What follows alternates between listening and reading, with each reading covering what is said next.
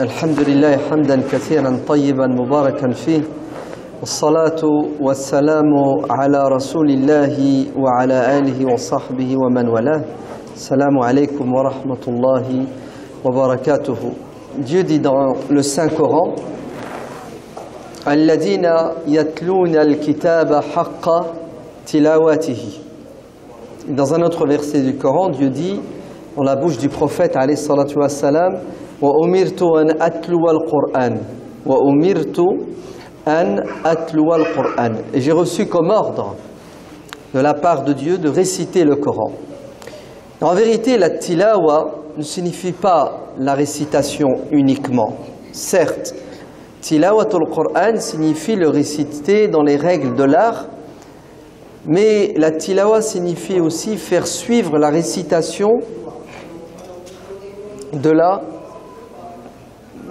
pratique.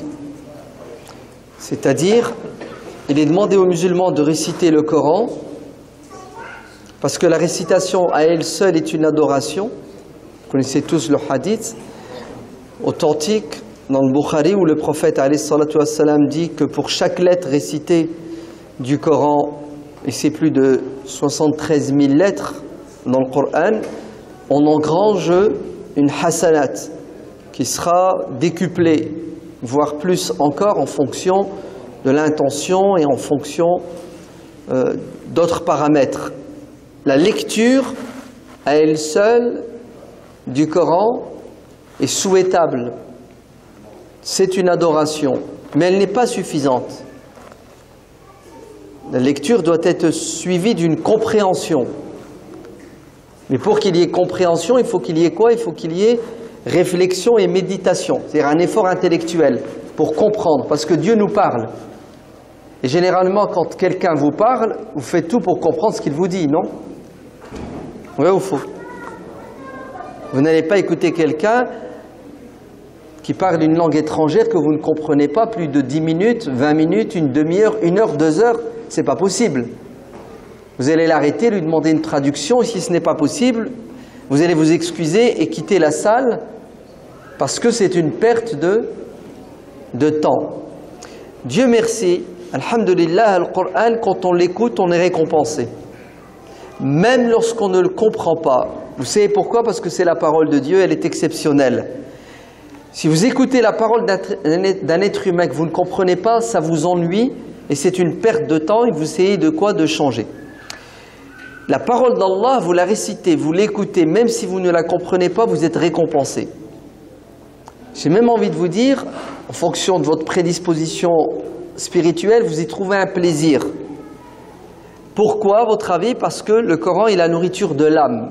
Le Coran s'adresse au ruh, n'est-ce pas? Donc, il nous est demandé de l'écouter, il nous est demandé de le réciter, mais ce n'est pas suffisant. Il nous est demandé de le comprendre, le Coran, car Dieu s'adresse à l'être humain et il a un objectif. Dieu ne nous a pas parlé pour nous parler. Il a un message à nous passer. C'est pour ça qu'on doit comprendre le message. C'est quoi le but? C'est de comprendre la parole de Dieu pour s'imprégner des enseignements coraniques. En fait, Dieu, il est Rabb. Et Rabb signifie celui qui éduque. Celui qui accompagne quelqu'un pour l'aider à grandir. Vous entendez? Les chrétiens disent Dieu est un père. Comme le père accompagne ses enfants. Il leur parle pour les aider à comprendre le monde dans lequel ils vivent, pour pouvoir agir et réagir de la meilleure façon, éviter le mal, essayer de faire le bien. Ainsi, Dieu nous a envoyé ce message pour qu'on le comprenne, pour ne pas s'égarer. Inna hadal Qur'ana yahdi lillati hiya aqwamu wa yubashiru al-mu'minin. Ce livre, ce message, guide ceux qui voudront bien croire en lui, les croyants sur la meilleure des voies. Hein, il y a plusieurs voies, il y en a une qui est la plus courte, celle qui mène le plus vite au but. Et il annonce une bonne nouvelle aux croyants. C'est quoi cette bonne nouvelle que le Coran nous annonce? C'est: vous aurez dans l'au-delà le paradis pour l'éternité. Donc le Coran a pour objectif de nous guider. Le Coran, c'est comme le code de la route. Si tu le maîtrises, ça te permet de respecter les règles pour circuler sans faire d'accident, sans avoir de PV. Imaginez-vous quelqu'un qui essaie de circuler et qui ne connaît pas les règles qui gèrent la circulation. S'il ne fait pas d'accident, mais en tout cas il va avoir des PV. C'est pour cela Dieu nous a envoyé ce livre et il nous demande d'entrer en contact avec le Coran de différentes manières. Le premier niveau, c'est quoi? C'est de l'écouter, de l'entendre. Parce qu'il sait qu'il y aura des gens qui ne sauront pas lire. Alors Dieu ne va pas les priver de la baraka du Coran. Il leur dit, si vous l'écoutez attentivement, vous serez récompensés. Il demande à ceux qui savent lire de lire. Ils auront à nouveau une autre récompense et le Coran aura un second impact sur eux. Et il demande à ceux qui sont doués d'intelligence de l'écouter, de le lire et de le méditer. Afala yatadabbaruna al-Qur'an. N'allez-vous pas faire des efforts pour comprendre le livre de Dieu? C'est pour cela, à plusieurs reprises dans le Coran, Dieu nous dit: lisez-le. Faqra'u ma tayassara min al-Qur'an. Lisez ce que vous pouvez du Coran, autant que cela se peut. Mais le terme tilawa utilisé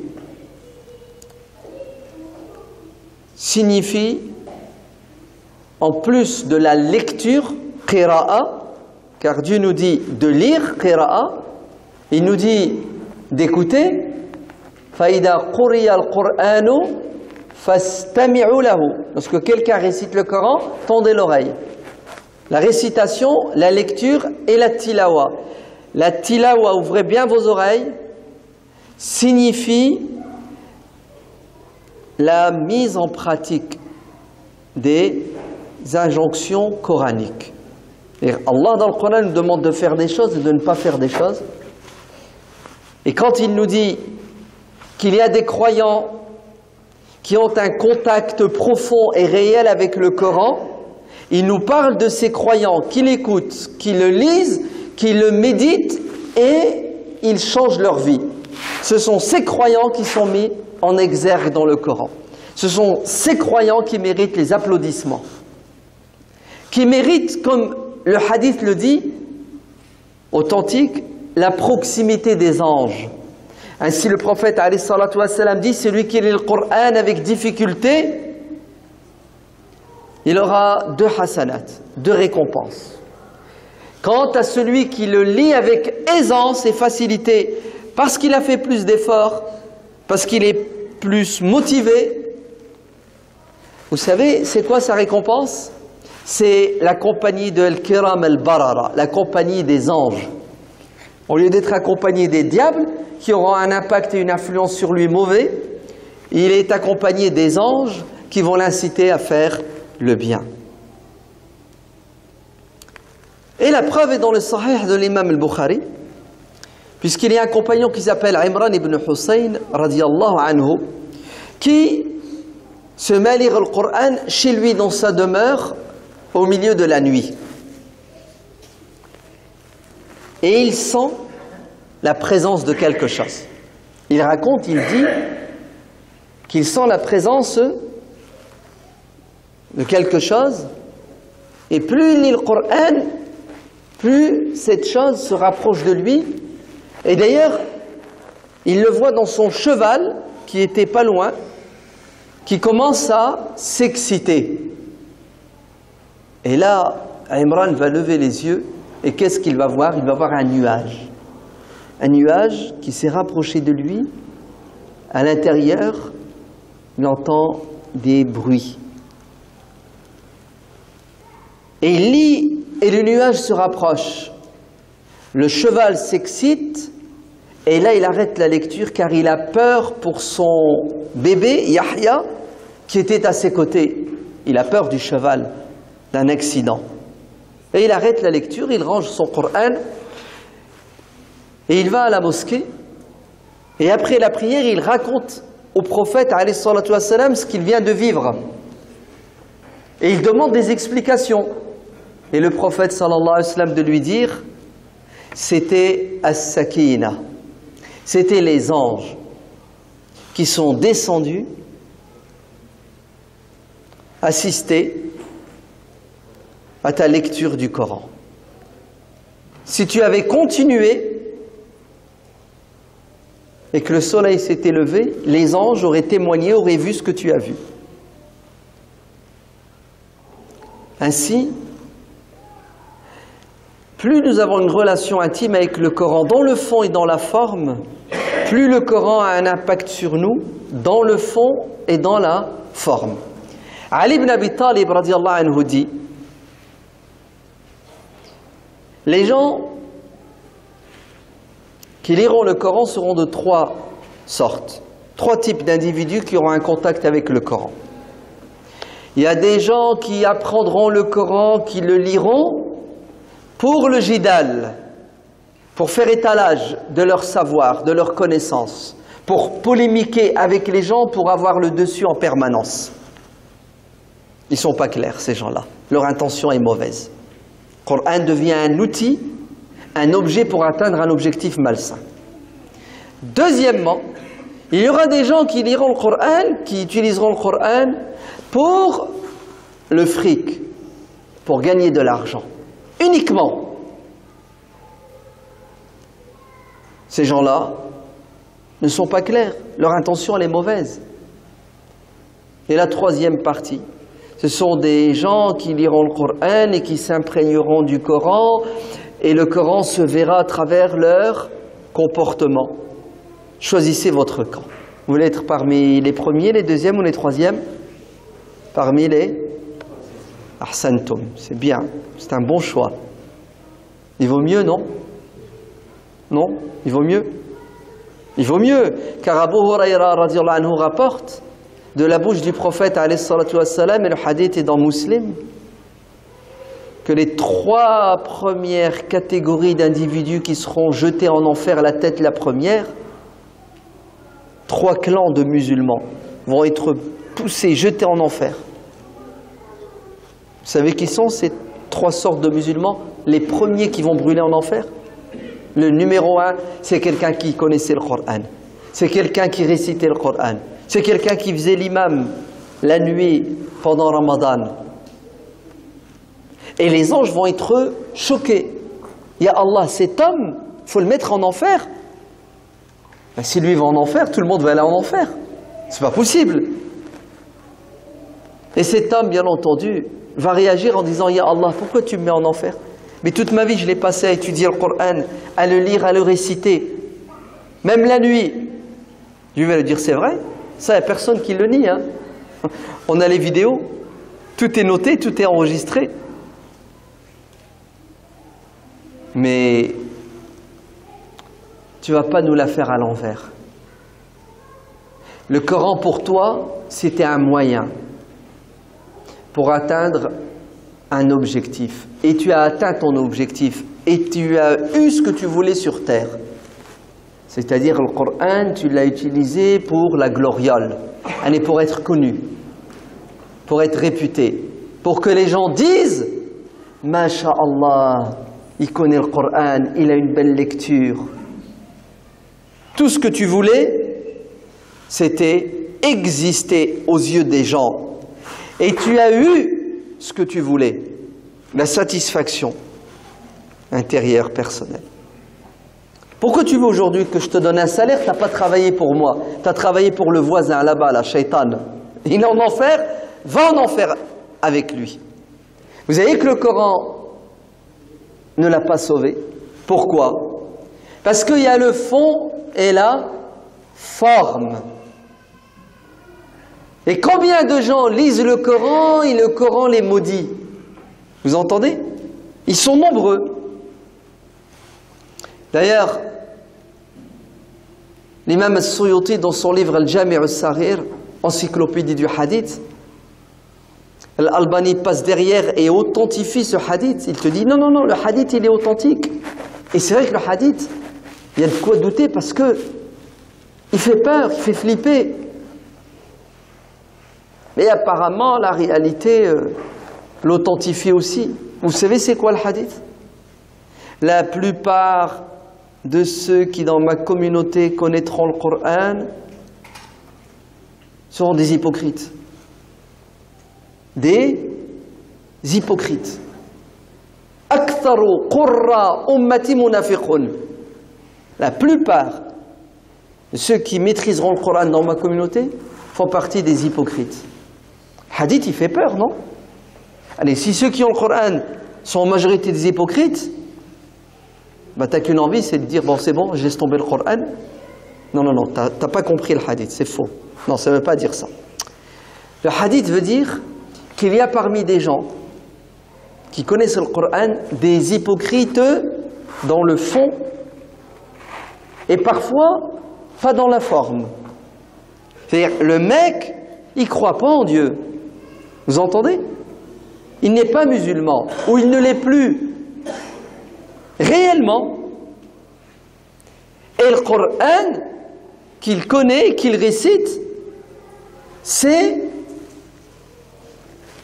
comme toi lorsque tu as appris des maths, tu as de la physique, médecine, tout simplement. D'ailleurs, il n'a même pas voulu, ce sont ses parents qui l'ont mis à la mosquée tout petit, et à coup de bâton, il a pris le Coran par cœur. D'ailleurs, le Coran, il ne l'aime pas puisqu'il l'a fait souffrir, c'est un traumatisme. Et à la fin, bah, c'est tout ce qu'il maîtrise, donc le Coran devient pour lui quoi?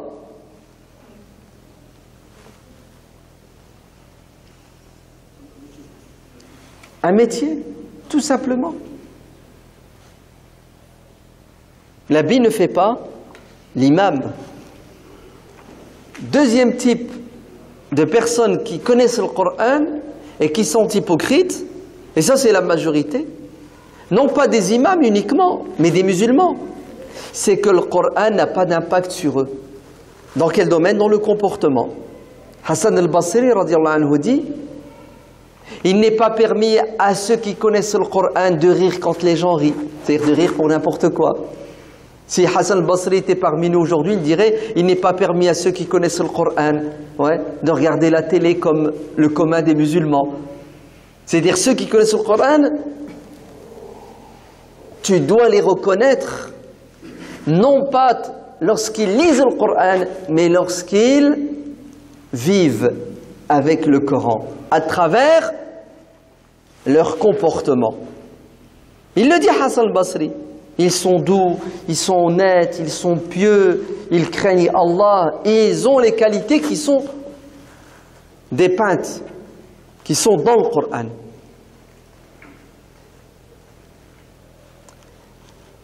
Ainsi, il faut choisir son camp. Ce n'est pas parce que nous avons le Coran que nous sommes sauvés. Faudrait-il encore que le Coran, la parole d'Allah, soit récitée, comprise et mise en pratique pour que le Coran soit source de guidance. Très bien. Prenons un exemple dans la vie des compagnons, radiyallahu anhu. Dieu révèle un verset du Coran. D'ailleurs, ce verset revient plusieurs fois dans le Coran. Dieu dit Man dhalladhi yukhridu Allah qardan hasanan fayudha'ifa lahu ad'afan kathiran. Celui qui prête de l'argent à Dieu, Dieu lui rendra plus que ce qu'il a prêté. Ce verset, quand il a été révélé, certains compagnons l'ont pris à la lettre, ils ont dit comment? Dieu a besoin qu'on lui prête de l'argent? Non, en fait c'est une image. Non, Dieu n'a pas besoin que tu lui prêtes d'argent. Hein? Calmez-vous. En vérité, ce verset veut dire celui qui investit son argent pour plaire à Dieu, c'est pas du 2%, du 10% qu'il va faire. C'est plus l'infini. Tu sais pas combien ton investissement va te ramener, la rentabilité, tellement Dieu est généreux parce que tu as cherché à te rapprocher de lui en donnant ce que tu aimes le plus. Qu'est-ce qu'on aime le plus à votre avis? Dites-moi, quelle est la chose qu'on aime le plus en tant qu'être humain? C'est l'argent. Non, c'est l'argent. Non. Allah, ça c'est avec la langue, avec le stylo, avec WhatsApp, avec... ouais. Mais dans la réalité, je pense que l'argent, il a plus d'importance à nos yeux que Dieu. Ou ça dépend. Il y a des jours c'est Dieu, il y a des jours c'est l'argent. L'être humain, il est en dents de scie. Hein. Vous êtes d'accord? Ouais. Parfois, Allah, il est tellement présent dans notre esprit, notre cœur, qu'effectivement, l'argent n'a plus d'importance à nos yeux. La preuve, on a vu des gens donner 1000 € à la mosquée, 10 000 € à la mosquée. Mais, il y a 15 jours, on a fait un appel pour aider une école primaire musulmane, collège aussi. Mais il y a quelqu'un qui est venu et qui m'a dit dans l'oreille, moi je participe à la hauteur de 10 000 € mais tu dis pas mon nom, tu sais, en cachette. On dirait qu'il a fait du mal, tu sais, on dirait qu'il se planque pour voler 10 000 €. En fait, il se cache, il veut que personne ne le sache. Pourquoi? Pour éviter d'être atteint d'orgueil, vous savez, de la fierté mal placée. Ainsi, il me dit, moi je donne 10 000 €, mais s'il te plaît, tu me balances pas. C'est impressionnant, non? Normalement, quand quelqu'un donne 10 000 €, il le crie sur les toits, ramenez la caméra aux 20 h. Non, les musulmans qui ont Dieu dans le cœur vont jusqu'à cacher le bien qu'ils font, même, vous savez à qui? Le hadith dit, tu donnes avec la main droite, la main gauche ne... C'est qui la main gauche? Qui sait pas? Qui l'autre? Toi? Non, les proches, sa famille, même sa femme, elle ne sait pas. T'as compris? Il dort avec sa femme, il mange avec sa femme, et elle ne sait pas qu'il a donné autant d'argent. Même sa femme, il a rusé avec elle pour qu'elle ne soit pas au courant, pour qu'il essaie de rester sincère à 100%. C'est impressionnant, non? C'est beau, oui. Wallah al-Adim.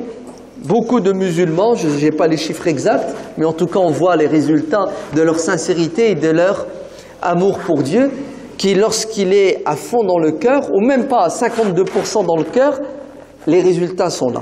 Bref, le verset veut dire que celui qui fait une avance, allez, celui qui donne de manière désintéressée, ce qu'il aime le plus et ce que nous aimons le plus d'après Dieu, c'est l'argent. Al-mala, comment? Hubban jaman. Vous aimez l'argent d'un amoureux éperdu. Ouais.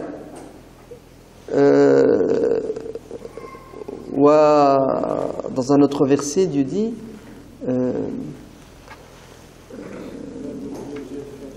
Innal insa innahu li hubbil khayri la shadid. Vous avez compris? C'est-à-dire, il aime l'argent jusque la mort. C'est-à-dire qu'il ne lâchera pas. Il va mourir, pourquoi? Pour préserver ses biens. Ce qui est humain et ce qui est naturel, hein, ce n'est pas un péché. Vous entendez? C'est Allah qui nous a créés comme ça. D'ailleurs, celui qui se bat pour protéger son argent et qu'il meurt, il est mort martyr. Ah oui. Man qutila duna malihi fa huwa shahid. Il y a quelqu'un qui veut vous prendre votre portable, votre iPhone 15 là, je sais pas combien, ouais. Et tu te bats et le mec il te met une balle dans la tête, Bon, il vaut mieux lâcher le portable, mais admettons. Si tu meurs martyr. Parce que c'est un bien, et c'est dans la nature de l'homme de garder, de protéger, de préserver ses biens. Bon, jusqu'à une certaine limite, puisque Dieu nous dit, donne ton téléphone pour retrouver mieux au paradis. Allez, donne ce que tu aimes le plus, c'est un investissement, vous entendez? Man dalladhi yuqridu Allaha qardan hasanan. Allez, donne pas des miettes, hein. Donne pas des vêtements troués. C'est ce qui doit aller à la poubelle, ce qui n'a pas de valeur et d'importance à tes yeux. Donne ce qui a de la valeur et de l'importance. Quoique les miettes et les vêtements troués sont les bienvenus, hein, pour quelqu'un qui n'en a pas du tout. Oui, c'est un hadith qui dit ça. Hein. Celui qui a des vêtements, et à un moment donné, il donne ses vêtements en sadaqa parce qu'il en a racheté des neufs, Dieu lui donnera au paradis des vêtements de soie, etc., etc. Toutes les sadaqas sont les bienvenues, même la moitié d'une date. Ahsan. Dieu révèle ce verset du corps. Ok, vous l'avez compris? Celui qui donne pour plaire à Dieu, Dieu lui donnera mieux que ce qu'il a donné. La quantité, vous ne pouvez pas vous l'imaginer, parce que la générosité divine n'a pas de limite. Vous savez que ce verset, quand il est tombé dans les oreilles d'un compagnon qui s'appelle Abu Dahdah, Abu ad-Dahdah, il va avoir un effet magique. Prophète, c'est vrai que Dieu nous demande de lui prêter de l'argent? Oui, Dieu vous demande sur terre d'avancer de l'argent en donnant à qui de droit, et il vous le rendra. C'est vrai, Seigneur. C'est vrai, prophète, c'est sérieux, c'est réel. Allez, j'avance, lui ai dit, oui, c'est pas une blague, c'est le Coran, Allah il dit vrai. Vous savez qu'est-ce qu'a fait ce compagnon? Il est parti, pas chez lui, il est parti dans ce qu'il a de plus cher, son verger. On est à Médine, les Arabes de Médine avaient des vergers, c'est-à-dire des arbres fruitiers, notamment les dattes. C'était leur gagne-pain.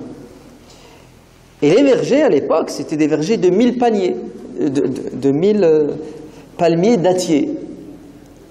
En vérité, pour vous imaginiez la somme, quand tu dis un palmier dattier, c'est-à-dire c'est un arbre fruitier qui va te ramener par exemple 500 €. S'il en a 1000, ça fait 50 000 €. Il rentre dans son verger, c'est combien? 500 000.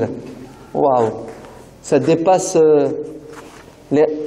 l'entendement, ça dépasse la raison. Vous savez ce qu'il a fait? Il est rentré et il a dit à sa femme et à ses enfants qui étaient à l'ombre, debout, sortez de ce verger. Pourquoi? Je l'ai vendu. Ah bon? Tu as vendu notre gagne-pain? Naam. Hayya bra. Prenez vos clics et vos claques. Je remets les clés au propriétaire. Curieuse, sa femme lui dit, sans indiscrétion, tu l'as vendu à qui? À combien? Elle a dit, je l'ai vendu à Dieu. Et en bon français, je l'ai donné pour la bonne cause. Et j'attends la récompense auprès de Dieu dans l'au-delà. Mais c'est fort quand même, non? Vous ne trouvez pas? Et quand ça va arriver aux oreilles du prophète, alayhi salatu wassalam, vous savez ce que le prophète va dire? Rabiha al-bay'. Allez, tu as fait une super transaction commerciale, ya Abu Dahdah. C'est un coup de maître. Kam li Abi Dahdahin. Si vous saviez le nombre de vergers et de jardins remplis de palmiers qui attendent Abu Dahdah au paradis, ben vous feriez la même chose que lui. Abu Dahdah a pu faire ce qu'il a fait parce qu'il avait une confiance totale en la parole d'Allah. Vous avez compris? Le Coran, quand il dit quelque chose, les Sahaba ne doutaient pas, ils n'hésitaient pas, ils allaient jusqu'au bout. Ils y croyaient. Je vais vous donner un deuxième exemple.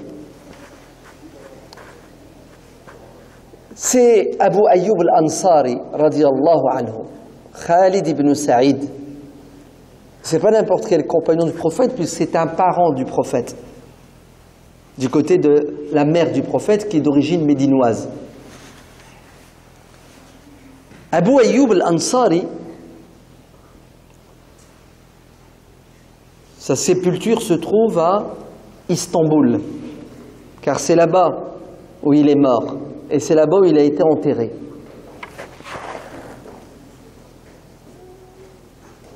Un jour, alors qu'il était au champ de bataille,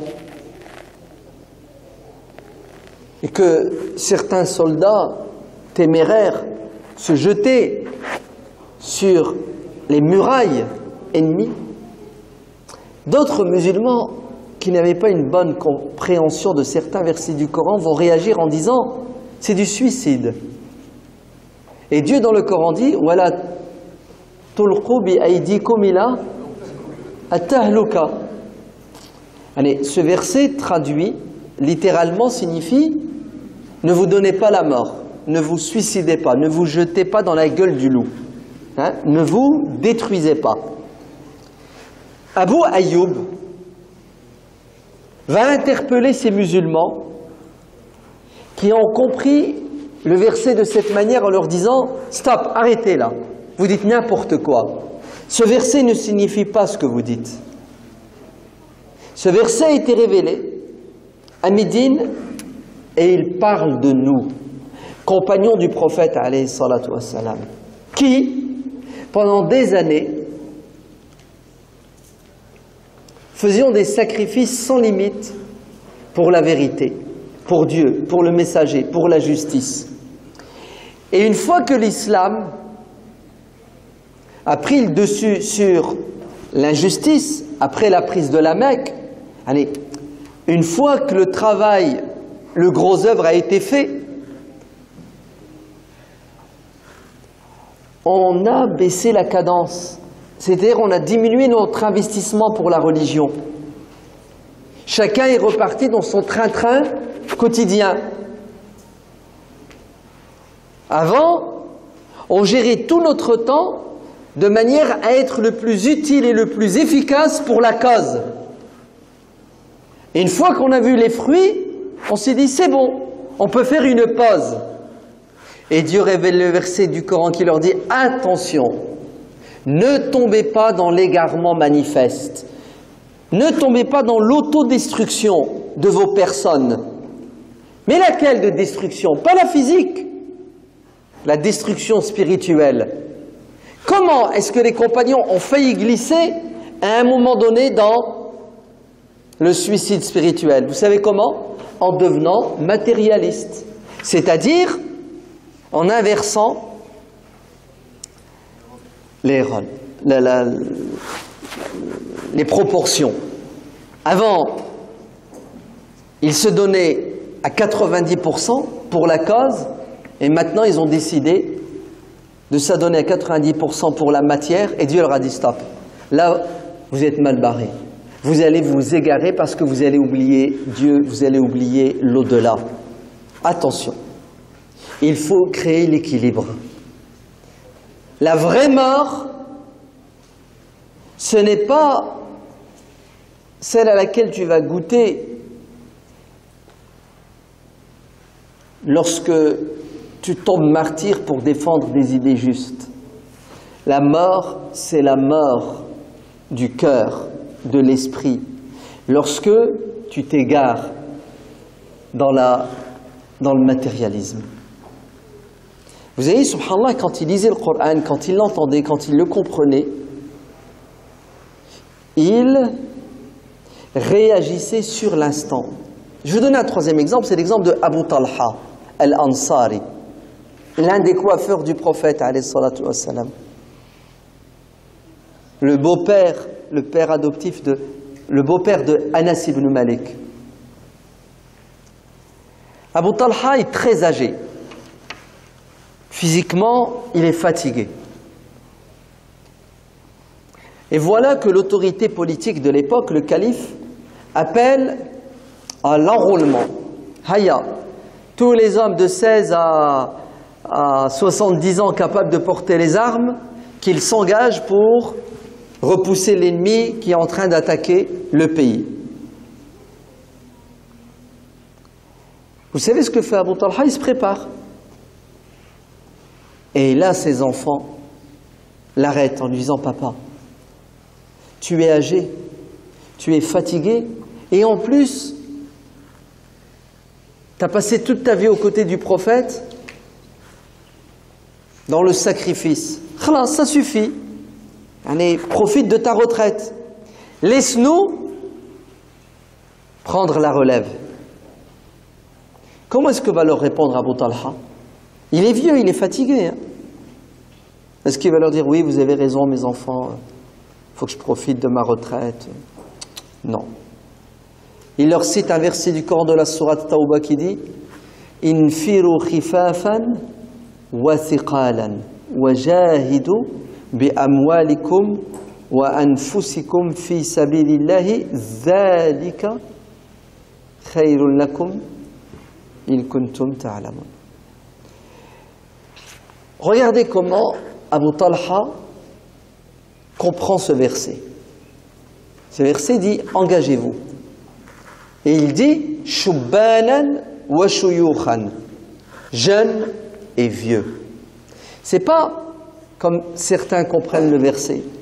Engagez-vous lorsque vous avez les moyens, quels que soient les moyens. Hein, tu t'engages à la hauteur de tes moyens. Non, non, non. Abu Talha dit non, non. Vous savez ce que veut dire ce verset?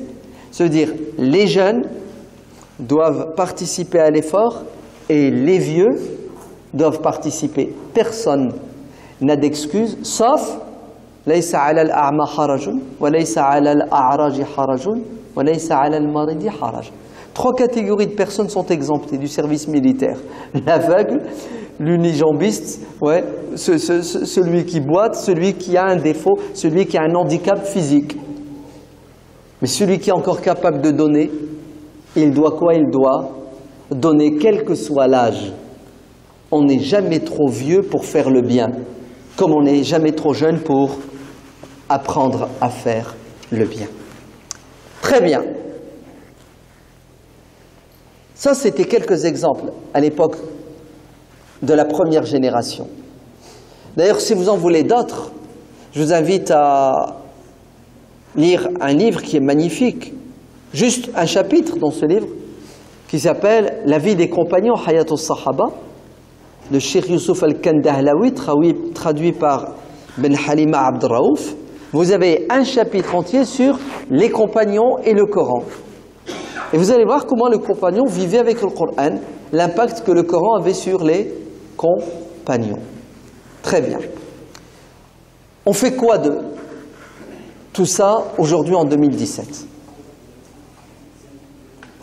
L'imam Ahmad ibn Hanbal rapporte dans son Musnad, et l'imam Abd al-Razzaq al-San'ani dans son encyclopédie des paroles, des actes des compagnons et des tabi'in, ce qu'on appelle le Musannaf de Abd al-Razzaq. Et l'imam Abd al-Razzaq était yéménite et c'était le cheikh de l'imam Ahmad ibn Hanbal. Il rapporte cette parole de Abu Abdurrahman al-Sulami, qui est un tabi'i, un élève des Sahaba. Il n'a pas connu le prophète, mais il a connu ceux qui ont connu le messager sallallahu alayhi wa sallam. Qu'est-ce que dit Abu Abdurrahman al-Sulami? Il dit ceux qui nous enseignaient le Coran, c'est-à-dire les Sahaba. Parce que les Sahaba vont être sur tous les champs. Vous allez avoir des Sahaba qui seront au champ de bataille, mais des Sahaba qui seront dans les facultés, les universités, surtout la faculté du Coran. À Médine, à Mecca, à Damas, à Al-Koufa, en Égypte, pour enseigner le Coran à des dizaines, à des centaines. Vous vous trompez. Ils avaient parfois des milliers d'étudiants. Vous entendez, hein? Abu Darda, Uwaymir, radiallahu anhu, avait 1000 étudiants. à qui il enseignait le Coran. Il faisait des groupes de 10, et à chaque groupe de 10, il y avait un étudiant d'un niveau supérieur, et lui, il supervisait tout cela, et à la fin, il contrôlait. 1000 Abu Darda à Damas. Vous entendez? C'est pour ça que le Coran nous est parvenu de manière sûre et certaine, sans aucune erreur, même pas une lettre ne manque dans le Coran. Parce qu'ils l'ont appris par cœur et ils ont eu des profs à la hauteur. Mais regardez ce que dit Abu Abdurrahman As-Sulami. Il dit, ceux qui nous ont enseigné le Coran, nous enseignaient le Coran par dose homéopathique. 10 versets à chaque fois. Il prenait 10 versets, va apprendre par cœur les 10 versets, tu reviens, tu récites, je te corrige ta lecture, je t'apprends à réciter comme il se doit. Deuxième étape, maintenant on va cogiter, on va réfléchir. Qu'est-ce que ça veut dire? Ce qu'on vient d'apprendre signifie quoi? Troisième étape, vous êtes prêts? On va mettre en pratique, ne serait-ce qu'une fois. Et une fois que vous avez passé ces 3 niveaux, l'apprentissage, la récitation et la pratique, vous passez à 10 nouveaux versets. Qu'est-ce que dit Abu Abdurrahman As-Sulami? Il dit que les Sahaba qui nous ont éduqués de cette manière nous ont dit que le prophète alayhi salatu wassalam leur enseignait le Coran 5 versets par 5 versets, 10 par 10, et une fois que... Oui, en fait, c'est la pédagogie du prophète sallallahu alayhi wa sallam. Il mettait l'accent sur le fond et la forme, hein, sur l'apprentissage, la compréhension et la pratique. Et regardez ce que dit ce sahabi qui s'appelle Abu Abdillah al-Bajali. Il dit, nous étions des jeunes adolescents à l'époque du prophète sallallahu alayhi wa sallam, et le prophète nous enseignait le Coran et on l'apprenait par cœur et on le mettait en pratique. Et il continue, il dit, comme l'a dit d'ailleurs Abdullah ibn Omar dans une autre parole, nous les Sahaba, les premiers étudiants du prophète alayhi salatu wassalam, on a été à la bonne école. Regardez ce qu'il dit. Nous avons d'abord assimilé la foi, c'est-à-dire on a d'abord cru intelligemment, on a bien compris ce que c'était la religion, et ensuite nous avons lu et appris le Coran. Le Coran est venu se greffer sur des cœurs et des esprits qui étaient saints, remplis de foi et d'intelligence. C'est pour cela, parce que l'éducation s'est bien faite, la pédagogie était bonne, que nous avons mis en pratique le Coran. Vers la fin des temps, dit Abdullah ibn Omar, les gens auront le Coran avant d'avoir la foi. La forme avant le fond. Ils le liront de A à Z sans s'arrêter pour comprendre et mettre en pratique. Car ils ont mis la charrue avant les bœufs. C'est pour cela, Allah yabarak fikum, il faut revenir à la méditation, à la bonne compréhension du Coran. C'est pour cela qu'il faut que les imams passent à la réforme. Il faut qu'ils changent. Il faut qu'ils arrêtent la nuit du Ramadan, Tarawih, de réciter le Coran pendant 1 heure. Non. Ce n'est pas une bonne méthodologie. Ce n'est pas vrai. Celui qui veut écouter le Coran, il a un iPhone. Il va trouver 1000 récitateurs du Coran meilleurs que l'imam de la mosquée. Vous êtes d'accord? Et il l'écoute dans la voiture. Il l'écoute chez lui, allongé, dans son lit avant de dormir. Moi, je suis pour que l'imam réduise la quantité de Coran et insiste sur des versets choisis. On a 30 jours, un verset par jour. Est-ce que vous savez que notre prophète bien-aimé sallallahu alayhi wa sallam n'hésitait pas à prier la nuit en répétant un verset toute la nuit dans ses prières? فَإِن تُعَذِّبْهُمْ فَإِنَّهُمْ عِبَادُكَ. C'est ce verset. Le prophète l'a récité toute la nuit. Dans une raka'a, il récitait le verset. La deuxième, et il pleurait. Et si tu décides de les punir, ce sont tes créatures au Seigneur. Tu fais ce que tu veux d'elles. Par contre, si tu leur pardonnes, ah là tout le monde est content. Ouais. Et d'ailleurs, tu es pardonneur. Comme ça, sans arrêt. Et nous avons, chez les Sahaba et chez les Tabi'in, cette sunna du prophète qui se répète à grande échelle. Et d'ailleurs, c'est ce que dit Abdullah ibn Mas'ud. Il dit, je préfère, vous savez quoi? Réciter le même verset, le répéter, le méditer, que de réciter le Coran, ouais, à toute vitesse, sans rien comprendre. Wallah, ça serait super si nos imams décidaient, dans les 8 rak'at de Tarawih, de réciter un seul verset. Et le répéter dans les 8 rak'at. D'ailleurs, ça va choquer tout le monde. Et il se retourne et il explique le verset en disant aux gens, écoutez, j'ai fait exprès, c'est une sunna du prophète qui est enterrée, qui est morte, qui est oubliée, je vais la ressusciter. Et il vous met le hadith qui est faible, mais ici, autant l'utiliser. Celui qui remettra au goût du jour une sunna qui a disparu aura la récompense de 100 martyrs. Bon, c'est tiré par les cheveux, c'est pas vrai, mais admettons. Il y en a qui aiment bien l'utiliser. Allons-y. Hayya, faisons-le. Et vous savez ce qui va se passer? Les gens vont sortir de la mosquée à 11h30 au lieu d'1h30 du matin. 1h, 1h15. Et vous savez avec quoi ils vont sortir? Avec le fond et la forme. Une belle récitation du Coran, un verset du Coran. Peut-être qu'ils vont retenir. Peut-être qu'ils vont l'enregistrer. Et ils l'apprendront. Même pas que l'imam dise, demain soir, quand vous reviendrez, on fera un test. Celui qui l'aura appris ce verset, il sera sélectionné. Et à la fin du mois de Ramadan, celui qui aura appris les 30 versets, il aura une umrah.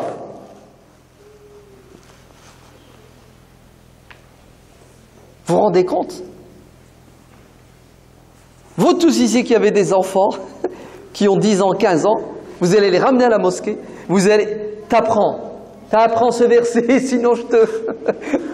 Bon, pas de cette manière, façon de parler.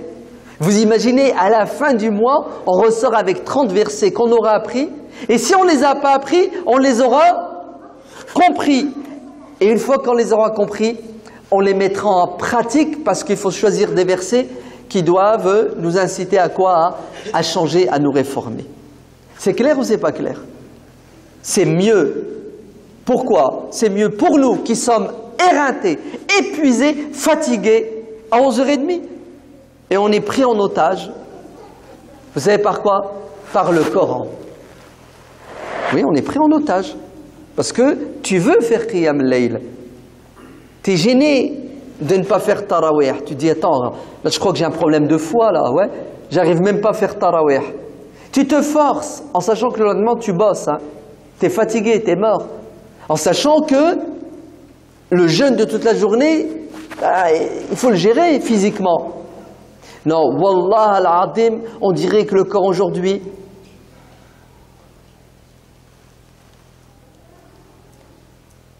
je le dis ou je le dis pas? D'ailleurs, je dis ce que je veux. Hein.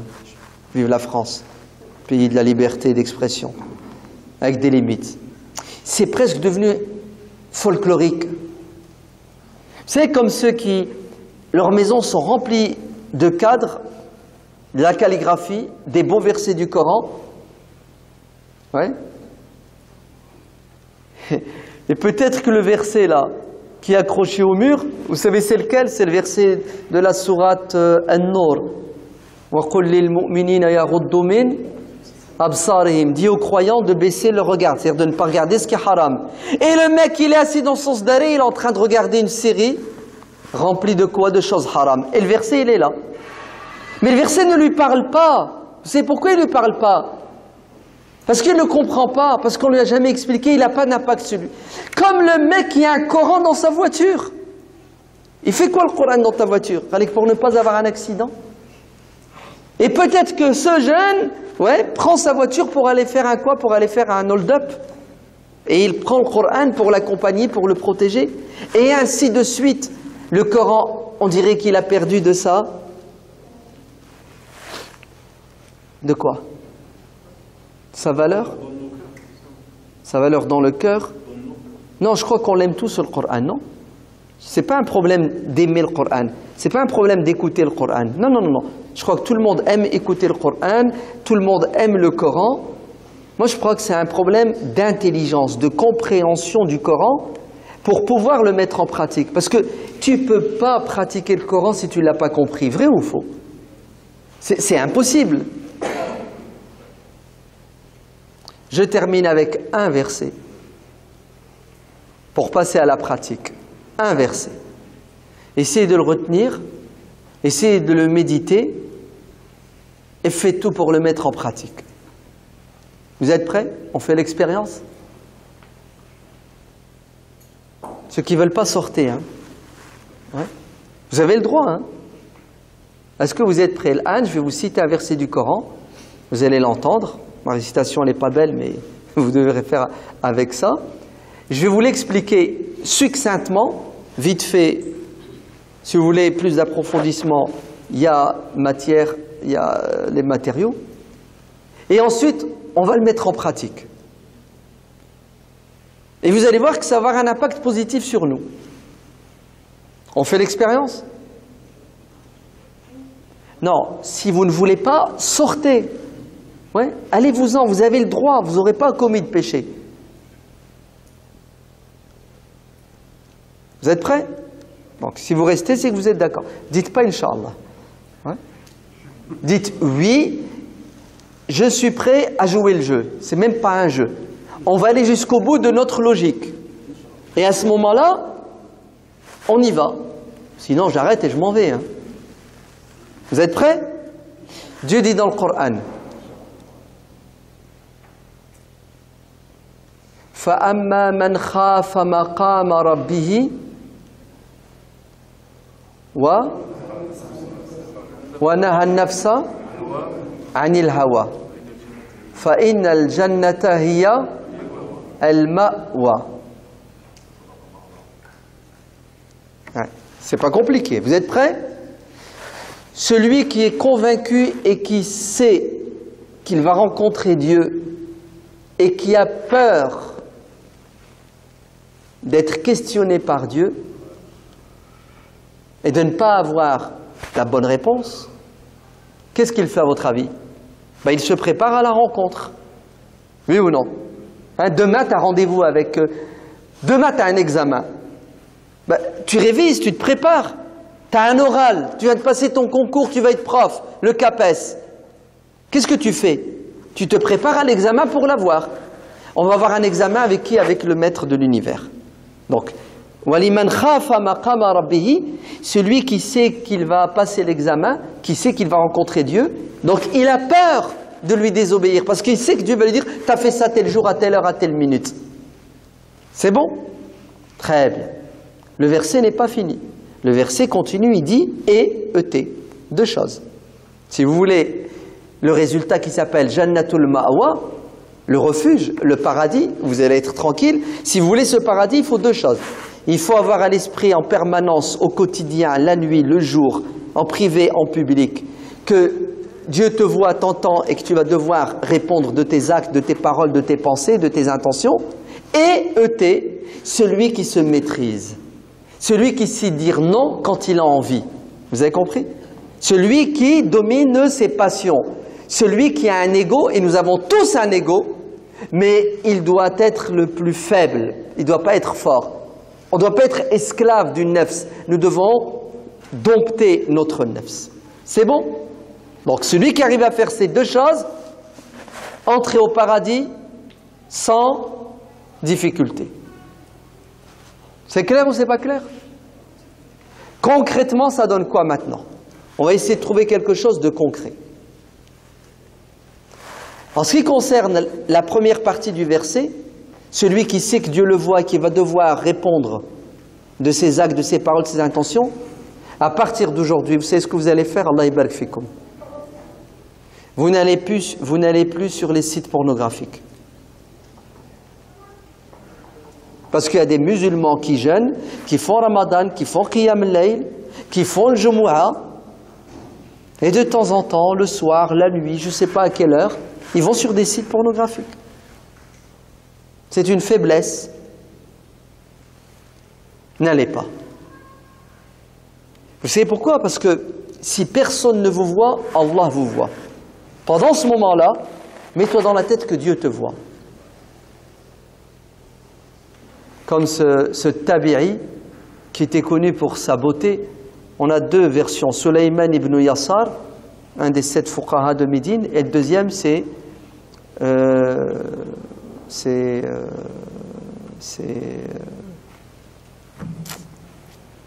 il est là, il ne veut pas sortir. Un jour, une femme était avec son mari, elle parlait comme ça, elle disait ouais, tu sais, il n'y a personne qui peut résister à ma beauté. C'était Miss la Mecque. Elle est trop belle. Ouais.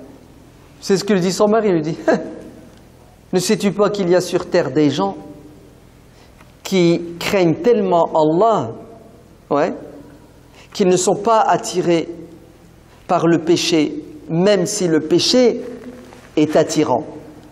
Elle a dit quoi?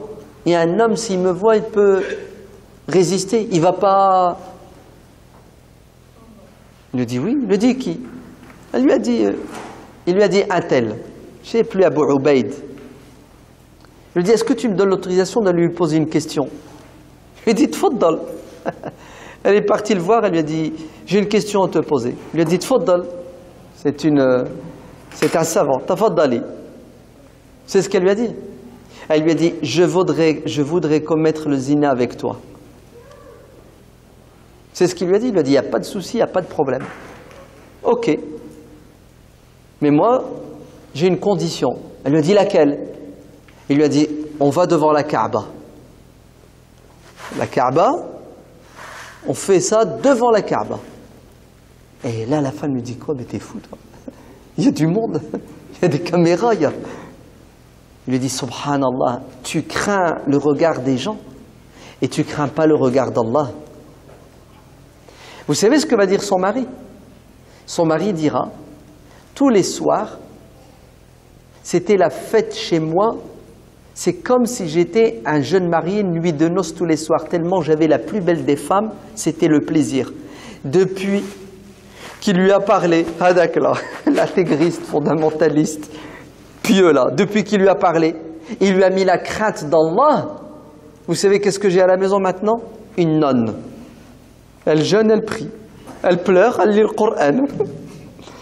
Elle est passée de quoi, masha'Allah, d'un niveau de piété à un autre niveau.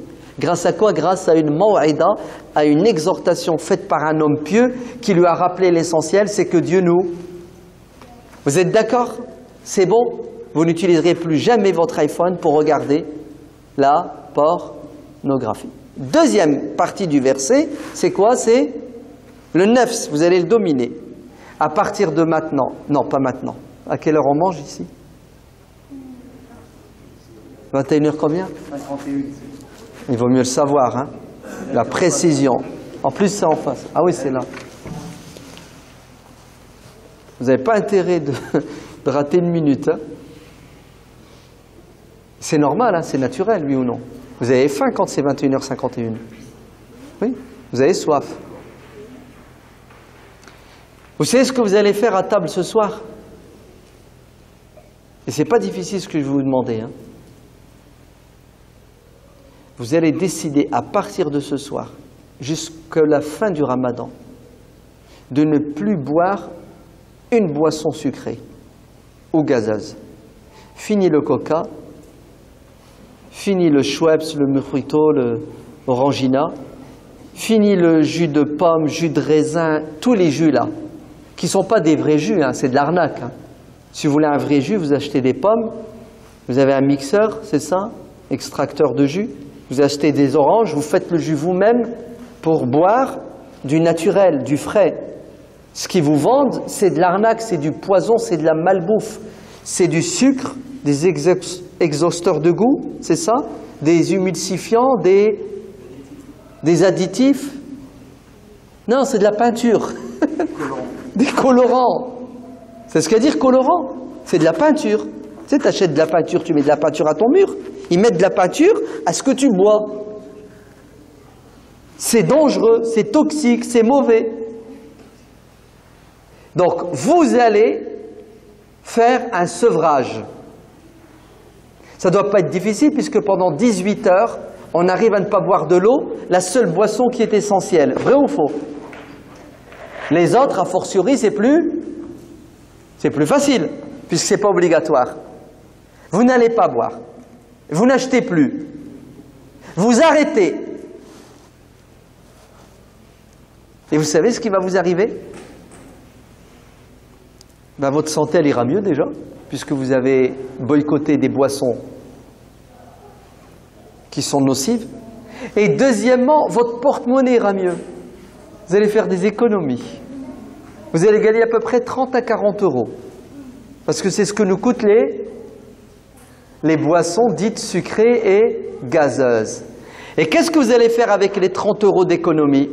Vous allez donner à boire de l'eau à quelqu'un qui n'a pas d'eau à 21h51 en Éthiopie, au Tchad, à Gaza, dans les camps de concentration en Syrie.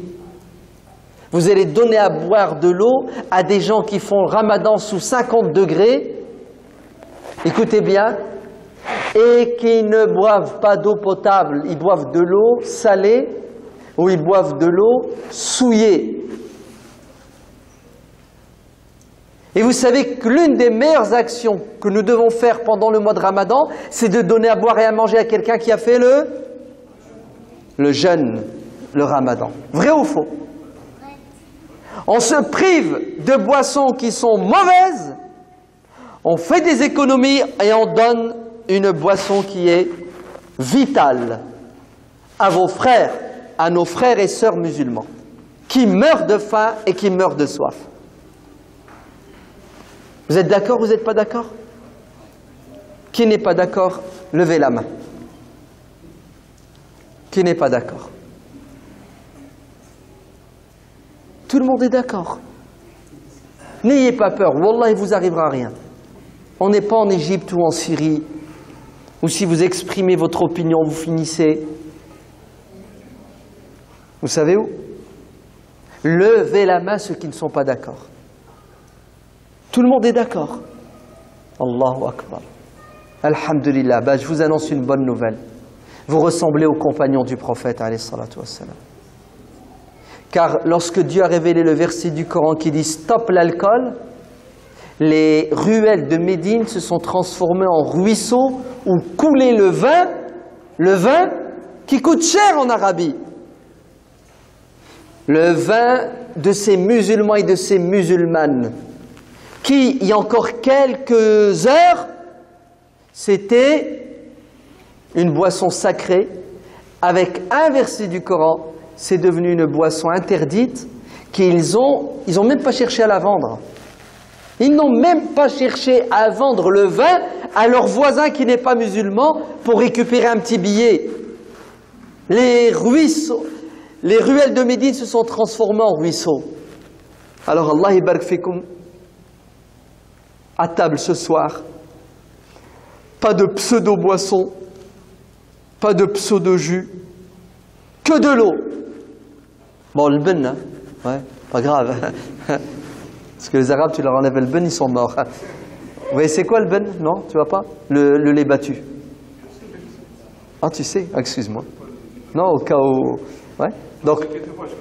Alhamdulillah. Je suis du désert, moi. Je suis un homme du désert. Je connais mieux le ben. Ah ben voilà. Je connais le halib ou je connais le rail. Ah, voilà, ça. Lui est rentré dans les détails, là. La halib, le rail, toutes les variantes. Mabrouk, mon frère. Ouais. Bois tout ce qui est sain, tout ce qui est pur, tout ce qui est bon. Tout ce qui est mauvais, c'est-à-dire les pseudo-jus et les boissons gazeuses, vous jetez tout ça à la poubelle. Et wallah, 1 euro. C'est pas 1 litre d'eau, c'est 100 litres d'eau au Tchad. Vous entendez? C'est 100 litres d'eau. Verser le coca dans le robinet, dans le lavabo. Ouais. Comme ils ont jeté le vin. Vous êtes d'accord ou non? C'est dur le coca. Ça va être wa'ad le coca. Hein? Le frère, il a fait de ses yeux. Et il a pris sa respiration. Je pensais qu'il allait rester en apnée pendant 2 heures. C'est wa'ad le coca quand même, non? Tu imagines? Tu as fini de manger, tu n'as pas bu ton verre. Comment tu vas digérer?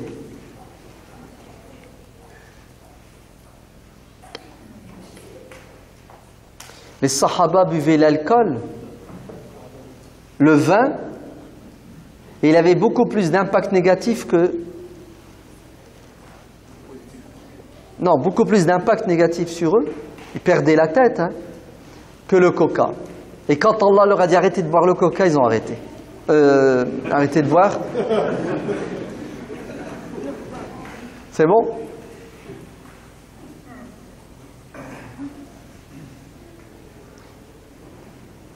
Qu'Allah nous donne la force de comprendre le Coran et de le mettre en pratique. Amin. Walhamdulillahi Rabbil Alamin.